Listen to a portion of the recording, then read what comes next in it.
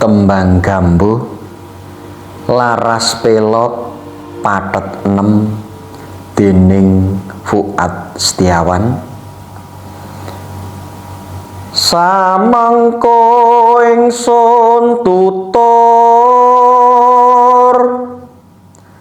sembah catur supaya lumuntur